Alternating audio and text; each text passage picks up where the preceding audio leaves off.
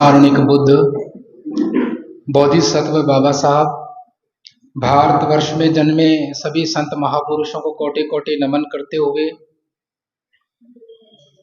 प्रिय उपासक उपासिकाएं, वैसे तो इस शब्द का इस्तेमाल मुझे नहीं करना चाहिए क्योंकि उपासक उपासिका हो नहीं आप। मैं जो भी बात बोलूंगा मेरी बात की पृष्ठभूमि में आप वकील साहब जो बोल के गए हैं दिल्ली से, उनकी बात को रखिएगा और फिर आगे समझिएगा। मेरी बात की पृष्ठभूमि में वकील साहब जो बोलकर गए हैं सारी बात, उस बात को पृष्ठभूमि में रखें और उसके बाद समझें। विचार संगोष्ठी में हमेशा ही वक्ता बहुत ज्यादा होते हैं और हर वक्ता के बाद वक्ता के आधे टाइम में लगभग मन संचालन करता बोलते हैं, तो फिर समय बचता नहीं है। मैं मुद्दे पे आता हूं। अभी पूर्व वक्ताओं ने बोला कि चिंतन करने की आवश्यकता है, संगठित होने की आवश्यकता है। मैं दो शब्दों के दर्शन पे जाऊंगा, ध्यानपूर्वक सुनना। 8 मिनट, 5 मिनट बोला जी, 8 मिनट बोलूंगा मैं।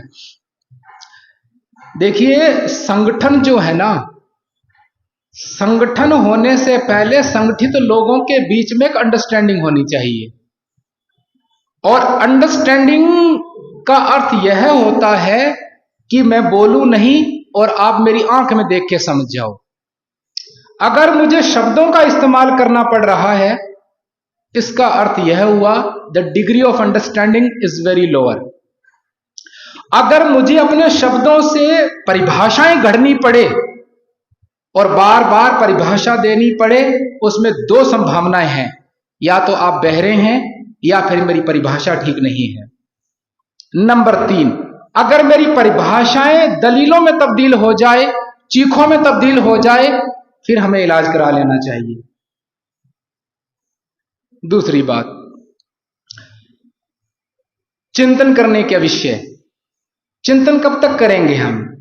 चिंतन अकेले बैठो, आंख बंद करो, चिंतन करते रहो। जब कुछ ऐसा सूझ जाए तो लिख लो। क्या इससे हमारी जरूरत पूरी होती है? नहीं होती। असल में बाबा साहब और बुद्ध का मार्ग, अथवा मैं यूं कहूं बुद्ध का मिशन, अभ्यास का विषय है। ज्ञान जो है वो अंतिम उद्देश्य नहीं है। क्या करोगे ज्ञान का?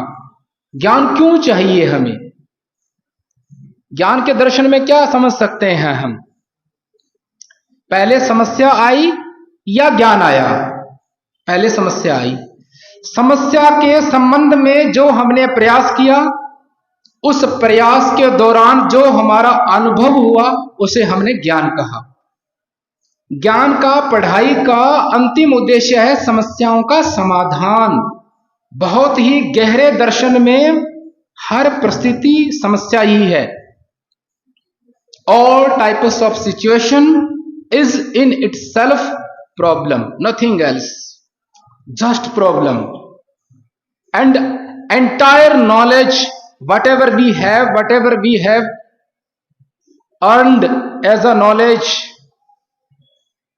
must happen in regarding to problem.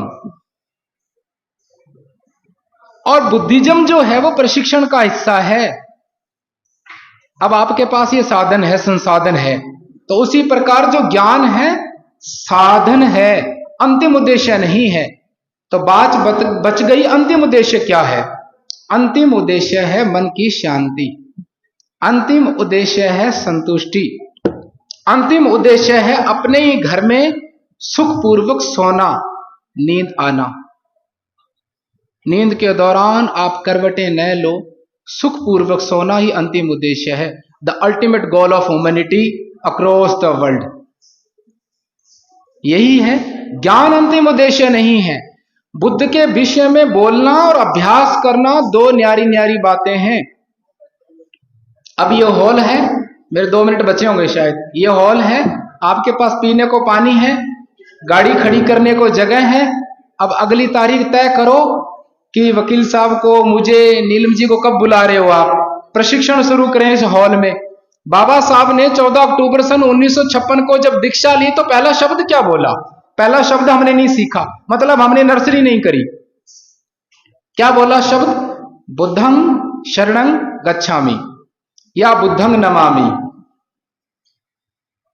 और उसके बाद धम्मं नमामि माने मार्ग को वंदन करता हूं, संघं नमामि, संघ महाकारुणिक बुद्ध के द्वारा स्थापित की गई संस्था है, स्वतंत्र संस्था है, और बुद्ध ने जीते जी इस संस्था का माने भिक्षु संघ का जो उसकी गरिमा है, गौरव है, प्रतिष्ठा स्थापित की। और उसके बाद बाबा साहब ने याचना की भिक्षु संघ से, है ना। इसी लिबाज में जो लोग रहते हैं उनको भंते जी या भिक्षु कहते हैं। भिक्षु संघ के याचना की क्या, बिन मांगे बिना याचना के भिक्षु संघ का ये आदर्श आचरण है। क्या है? आदर्श आचरण है कि वो किसी को शील नहीं देते। अभी मैं आया हूं, ऐसा नहीं है कि आपको पंचशील देने लगो, नहीं, आपको पहले सीखना पड़ेगा, फिर आपको जरूरत महसूस करनी पड़ेगी, फिर आप याचना करोगे। ओकास वंदामी भंते द्वार तेन मयंग कतंग सबंग अपराधं खमतु में भंते, एक ही याचना। और दूसरी याचना ओकास अहंग भंते तीसरनेन सह पंचशीलं धम्मंग याचामी अनुगहं कत्वा शीलंग देत में भंते, पाली भाषा में। माने आप अनुग्रहित होकर हमें अवसर प्रदान करें और 5 शील और 3 शरण गमन करवाएं, ताकि हम आदर्श बौद्ध बन सकें, आदर्श बौद्ध समाज की स्थापना कर सकें। अगर आपको लगता है कि मैं ठीक कह पा रहा हूं तो दोबारा से फिर मौका दीजिएगा।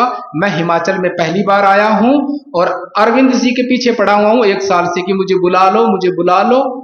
ऐसा नहीं कि मुझे पहाड़ देखने थे, मुझे भ्रमण करना है। मेरी जन्मभूमि राजस्थान श्री गंगानगर जिला है, कोना बिल्कुल पाकिस्तान बॉर्डर। हम रेत के प्राणी हैं, ये पहाड़ और खाइयां पहली बार देखी है ना जी। जब गाड़ी की रेस देते हैं तो हमारा कलेजा हाथ में आ रहा है देख के गहराई। चलो जी, अब अंतिम एक शब्द इस टीम के लिए, इस संस्था के लिए। वो बहुत साधुवाद के पात्र हैं और मैं उनके लिए मंगल कामना करता हूं, वो स्वस्थ रहें और उनका मनोबल यूं ही बढ़ा रहे। मैं अपने शब्दों से इन सभी लोगों को टीम के रूप में और इनके परिवारों को, इनके कुल को मैं अपने शब्दों से गौरवान्वित महसूस कराता हूं और पुनः सभी के लिए मंगल कामना करता हूं। बहुत बहुत साधुवाद। 1 मिनट और बैठ जाए बस थोड़ा सा, क्योंकि भंते जी ने आपके लिए जो है जो प्रशिक्षण की बात कही थी, आपके लिए मोटिवेशन जरूरी है कि जो मैंने जितनी बातें कही हैं, ऐसा नहीं है कि मैं ही कर सकता हूं, आप लोग भी कर सकते हैं और हमें करना है।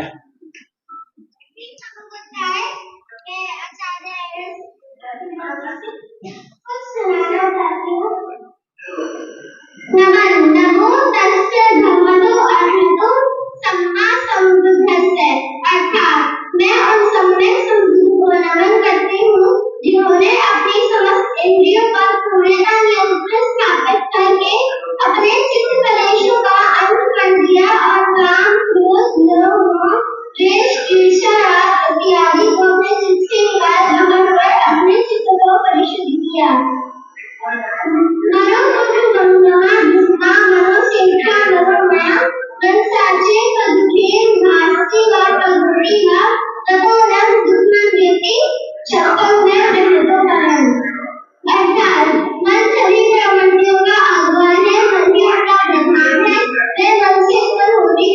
यदि कोई दूषित मन से वचन बोलता है या पाप कर्म करता है तो दुख उसका अनुसरण उसी प्रकार करता है जिस प्रकार की सत्ता पहिया गाड़ी खींचने वाले बैलों के पैरों का। कहने का मतलब ये है, ये पूरा कोर्स याद है, तो छोटा सा बताया आपका एग्जाम्पल कि ये बहुत मुश्किल नहीं है। ऐसे 70-80 बच्चे हमने, छोटे छोटे बच्चे, कोई 4th क्लास में पढ़ रहा है, कोई 3rd क्लास में पढ़ रहा है, वो तैयार कर दिए हैं। और ये सांस्कृतिक परिवर्तन जो आपके हाथ में एक पर्चा आया हुआ धम्मपद संघ का, उस पूरा कोर्स लिखा हुआ है भीतर जो है। और हम आप लोगों को संपर्क करेंगे, प्रयास करेंगे, आपके पीछे पड़ेंगे, क्योंकि पीछे पड़े बगैर मुझे लगता नहीं कुछ काम होने वाला है। इसीलिए मैंने नंबर भी ले लिए हैं, आपके पास फोन भी आएंगे और फिर दोबारा भी आऊँगा, मैं लगातार विजिट करूँगा। और यहाँ पर ये जो हॉल है बहुत अच्छी जगह यहाँ पर बनाई है समिति ने जो है, इसका पूरा इस्तेमाल करेंगे और बाबा साहब का मिशन को पूरा करके रहेंगे। बहुत साधुवाद। सभी को मेरा जय भीम। कार्यक्रम अपने इतिश्री पे है, बहुत ही अच्छा कार्यक्रम। जल्दबाजी में जो है वो डीपी चंद्रा जी ने आयोजित किया। कल रात को लगभग 9 बजे तक हम यहीं थे और ये जो स्टैच्यू स्थापित हुआ है इसका काम रात 9 बजे तक चलता रहा और उसके बाद जो है वो आज इसका अनावरण हो पाया, जिसके लिए आप सभी बधाई के पात्र हैं। सभी को अब भूख लग रही है, कार्यक्रम समाप्त करते हैं। आए हुए सभी मेहमानों का हम तहे दिल से धन्यवाद करते हैं, जिसमें प्रेस के बंधु हमारे बीच थे, जो किसी कारणवश अश्विनी साहिल जो चीफ एडिटर हैं आपका फैसला के, वो हमारे बीच डलहौजी से चल के यहाँ आए थे, लेकिन किसी कारणवश वो जल्दी चले गए। हम अपने दिल की गहराइयों से उनका धन्यवाद करते हैं। 4-5 लोगों को और डलहौजी से लेकर यहाँ आए थे, तो उनका जो है वो धन्यवाद बनता है, लेकिन वो किसी कारण जो है वो चले गए हैं, तो उनके जो है वो धन्यवाद उनको हम प्रेषित कर देते हैं। उसके अलावा चंद्रा जी, केसी चंद्रा जी, जो इतनी उम्र के होने के पश्चात भी हमारे बीच में बैठे हुए हैं, इनका हम धन्यवाद करते हैं। Ramesh ji, district president Bhim army, जो यहाँ आए हैं हमारे बीच हैं, उनका हम नाम लेना उस समय भूल गए थे, उनका भी धन्यवाद करते हैं। उसके अलावा जो कंप्यूटर चला रही हैं निशा जी और उनके स्टूडेंट, जिनका सहयोग से ये कार्यक्रम आज संपन्न हुआ है, सफल हुआ, उनका भी हम धन्यवाद करते हैं। श्री रघुराम जी डीएफओ हमारे बीच हैं, उनका नाम भी नहीं ले पाए थे, उनका भी हम धन्यवाद करते हैं। उसके अलावा अम्बेडकर मिशन सोसाइटी, भीमाबाई महिला मंडल, गुरु रविदास सभा चंबा, उसके अलावा और भी अन्य जिन जिन लोगों का इस कार्यक्रम को सफल बनाने में सहयोग हुआ है, उन सभी का हम अपने तहे दिल से धन्यवाद करते हैं और आशा करते हैं कि ये जो स्टैच्यू जो बाबा साहब की शिक्षाओं के लिए जो स्थापित किया गया है, हम बाबा साहब के रास्ते पर चलते हुए उनके जीवन की जो उनके लक्ष्य थे उनको जो है प्राप्त करें। इन्हीं शब्दों के साथ आज के कार्यक्रम को हम समाप्त करते हैं। जोर से बोलेंगे, जय भीम, जय भीम।